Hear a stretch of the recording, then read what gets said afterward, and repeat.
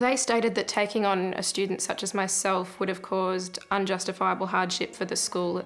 They couldn't justify having to put in a very excessive amount of money towards building ramps, widening doorways, training their teachers, hiring more staff to look after me, and that they just could not justify doing that for what they thought would be only one student. Scarlett Finney was 5 years old and excited to be going to school. Instead, she became the focus of a national debate about inclusive education. Scarlett wanted to go here to Hills Grammar. She called it the school in the bush. Her parents were astounded the application was turned down.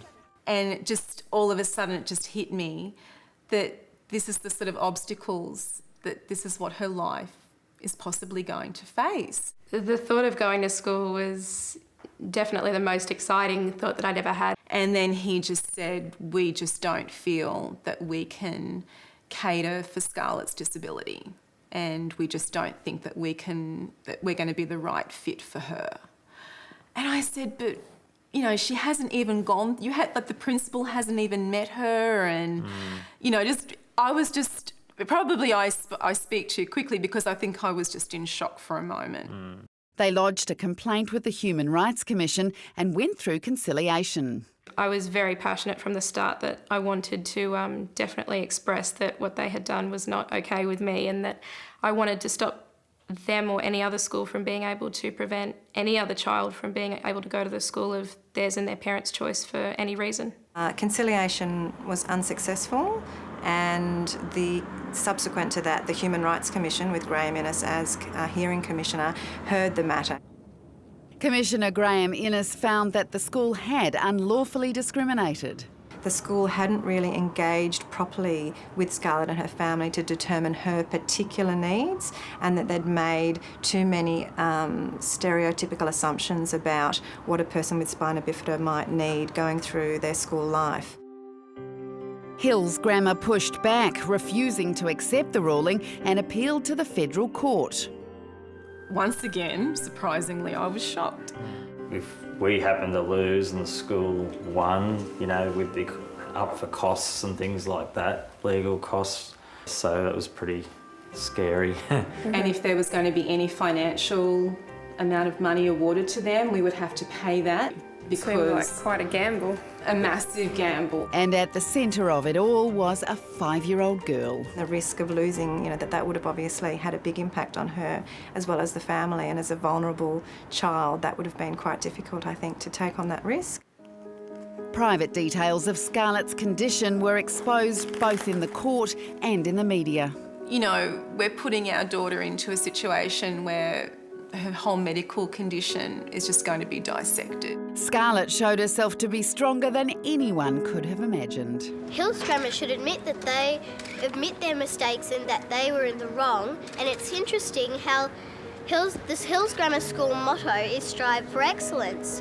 Why don't they strive for tolerance and more understanding for people who have physical disabilities? The Hills Grammar School should be hanging their heads in shame as far as I'm concerned. They weren't just going up to the federal court arguing 2 or 3 points. They were going with like 14 points, and if they'd been successful on one, they could have won the whole thing.